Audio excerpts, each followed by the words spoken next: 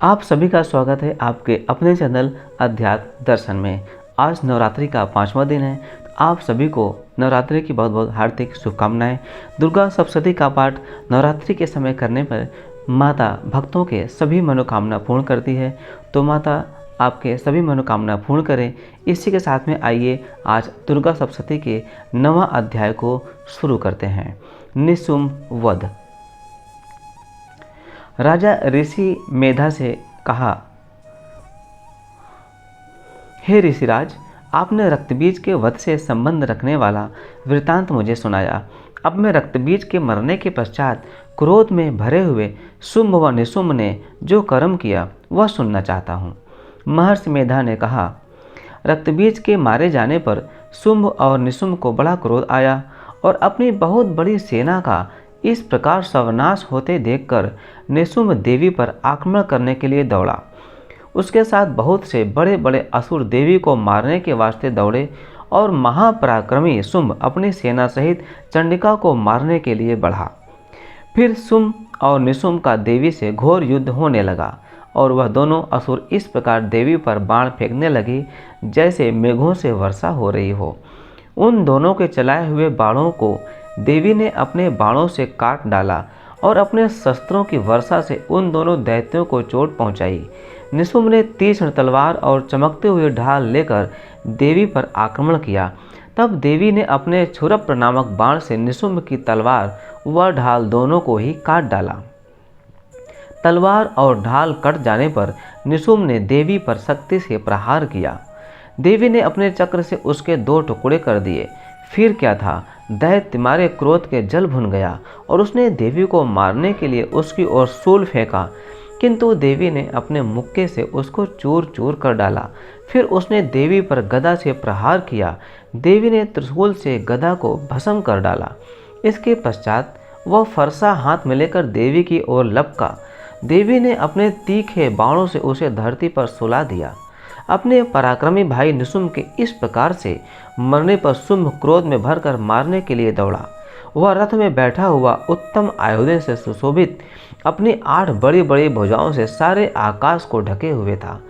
शुंभ को आते हुए देखकर देवी ने अपना शंख बजाया और धनुष की टंकार का भी अत्यंत दुस्सह शब्द किया।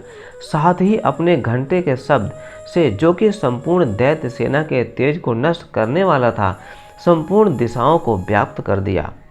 इसके पश्चात देवी के सिंह ने भी अपनी दहाड़ से, जिसे सुन बड़े बड़े बलवानों को मद चूर चूर हो जाता था, आकाश, पृथ्वी और 10 दिशाओं को पूरित कर दिया। फिर आकाश में उछलकर काली ने अपने दांतों तथा हाथों को पृथ्वी पर पटका। उसके ऐसा करने से ऐसा शब्द हुआ जिससे कि उससे पहले के सारे शब्द शांत हो गए। इसके पश्चात शिव दूती ने असुरों के लिए भय उत्पन्न करने वाला अट्टहास किया, जिसे सुनकर सब दैत्य थर्रा उठे और शुंभ को बड़ा क्रोध हुआ। फिर अंबिका ने उसे, अरे दुष्ट, खड़ा रह कहा तो आकाश से सभी देवता जय हो बोल उठे। शुंभ ने वहां आकर ज्वालाओं से युक्त एक अत्यंत भयंकर शक्ति छोड़ी, जिसे आते देखकर देवी ने अपनी माहौल नामक शक्ति से काट डाला। हे राजन, फिर शुंभ ने सिंहनाद से तीनों लोक व्याप्त हो गए और उसकी प्रतिध्वनि से ऐसा घोर शब्द हुआ जिसने इससे पहले के सब शब्दों को जीत लिया। शुंभ के छोड़े बाणों को देवी ने और देवी के छोड़े बाणों को शुंभ ने अपने बाणों से काटकर सैकड़ों और हजारों टुकड़ों में परिवर्तित कर दिया। इसके पश्चात जब चंडिका ने क्रोध में भर शुंभ को त्रिशूल से मारा तो वह मूर्छित होकर पृथ्वी पर गिर पड़ा। जब उसकी मूर्छा दूर हुई तो वह धनुष लेकर आया और अपने बाणों से उसने देवी काली तथा सिंह को घायल कर दिया। फिर उस राक्षस ने 10,000 भुजाएं धारण करके चक्रादि आयुधों से देवी को आच्छादित कर दिया। तब भगवती ने कुपित होकर अपने बाणों से उन चक्रों तथा बाणों को काट डाला। यह देखकर निशुम्भ हाथ में गदा लेकर चंडिका को मारने के लिए दौड़ा। उसके आते ही देवी ने तीक्ष्ण धार वाले खड्ग से उसकी गदा को काट डाला। उसने फिर त्रिशूल हाथ में लिया। देवताओं को दुखी करने वाले निशुंभ को त्रिशूल हाथ में लिए हुए आता देखकर चंडिका ने अपने शूल से उसकी छाती पर प्रहार किया और उसकी छाती को चीर डाला।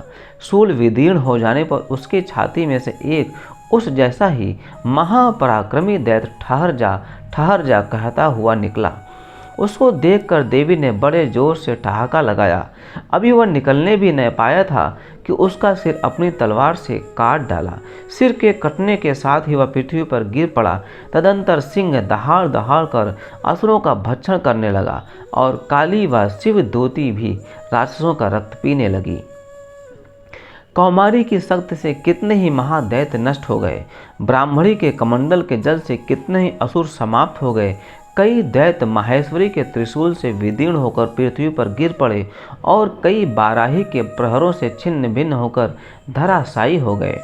वैष्णवी ने भी अपने चक्र से बड़े बड़े महापराक्रमियों का कचूमर निकालकर उन्हें यमलोक भेज दिया और ऐन्द्री से कितने ही महाबली राक्षस टुकड़े टुकड़े हो गए।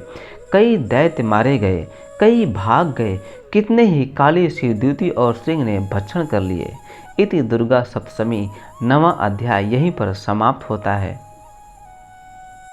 माता स्कंद माता आपकी सभी मनोकामना पूर्ण करें। इसी के साथ आइए अथ श्री दुर्गा सप्तशती अध्याय 10 की शुरुआत करते हैं।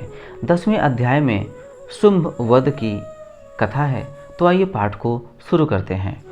महर्षि मेधा ने कहा, हे राजन, अपने प्यारे भाई को मरा हुआ तथा सेना को नष्ट हुई देखकर क्रोध में बहकर दैत्यराज शुंभ कहने लगा, दुष्ट दुर्गे, तू अहंकार से गर्व मत कर, क्योंकि तू दूसरों के बल पर लड़ रही है। देवी ने कहा, हे दुष्ट, देख, मैं तो अकेली ही हूँ। इस संसार में मेरे सिवा दूसरा कौन है? यह सब मेरी शक्तियाँ हैं।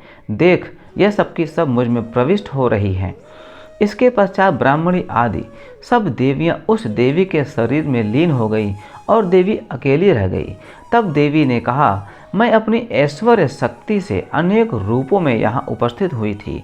उन सब रूपों को मैं समेट लिया है। अब अकेली यहाँ खड़ी हूँ, तुम भी यही ठहरो। महर्षि मेधा ने कहा, तब देवताओं तथा राक्षसों के देखते देखते देवी तथा शुंभ में भयंकर युद्ध होने लगा। अंबिका देवी ने सैकड़ों अस्त्र शस्त्र छोड़े। उधर दैत्यराज ने भी भयंकर अस्त्रों का प्रहार आरंभ कर दिया।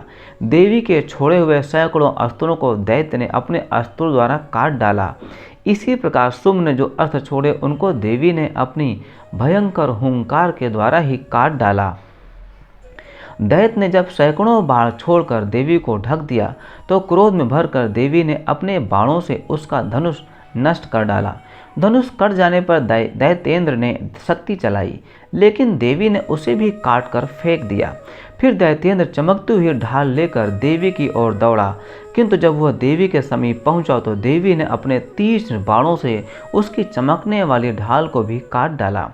फिर दैत्येंद्र का घोड़ा मर गया, रथ टूट गया, सारथी मारा गया। तब वह भयंकर मुदगर लेकर देवी पर आक्रमण करने के लिए चला, किंतु देवी ने अपने तीक्ष्ण बाणों से उसके मुदगर को भी काट दिया। इस पर दैत्य ने क्रोध में भरकर देवी के छाती में बड़े जोर से एक मुक्का मारा, तो देवी ने भी उसकी छाती में जोर से एक थप्पड़ मारा। थप्पड़ खाकर पहले तो दैत्य पृथ्वी पर गिर पड़ा, किंतु तुरंत ही वह उठ खड़ा हुआ। फिर उसने देवी को पकड़कर आकाश की ओर उछाला और वहां जाकर दोनों में घोर युद्ध हुआ। वह युद्ध ऋषियों व देवताओं को आश्चर्य में डालने वाला था। देवी आकाश में दैत्य के साथ बहुत देर तक युद्ध करती रही। फिर देवी ने उसे आकाश में घुमाकर पृथ्वी पर गिरा दिया। दुष्टात्मा दैत्य पुनः उठकर देवी को मारने के लिए दौड़ा। देवी ने तब उसको अपनी ओर आता हुआ देखकर देवी ने उसकी छाती विदीर्ण करके उसको पृथ्वी पर पटक दिया। देवी के त्रिशूल से घायल होने पर उस दैत्य के प्राण पखेरु उड़ गए और उसके मरने पर समुद्र, द्वीप, पर्वत और पृथ्वी सब कांपने लग गए। तदनंतर उस दुष्टात्मा के मरने से संपूर्ण जगत प्रसन्न हुआ, स्वस्थ हो गया तथा आकाश निर्मल हो गया। पहले जो उत्पात सूचक मेघ और उल्कापात होते थे वह सब शांत हो गए। उसके मर जाने पर नदियां अपने ठीक मार्ग से बहने लगी तथा संपूर्ण देवताओं का हृदय हर्ष से भर गया। गंधर्व बाजे बजाने लगे और अप्सराएं नाचने लगीं। पवित्र वायु बहने लगी, सूर्य की कांति स्वच्छ हो गई, यज्ञशालाओं की बुझी हुई अग्नि अपने आप प्रज्वलित हो उठी तथा चारों दिशाओं में शांति फैल गई। इति श्री दुर्गा सप्तशती 10वां अध्याय। इसी के साथ 10वां अध्याय समाप्त होता है। माता आप सभी की मनोकामना पूर्ण करें। यदि आपको वीडियो की कथा अच्छी लगी हो तो जय माता दी कमेंट करके ज़रूर बताएं। मिलते हैं इसे नेक्स्ट आध्यात्मिक वीडियो के साथ, तब तक के लिए जय माता दी।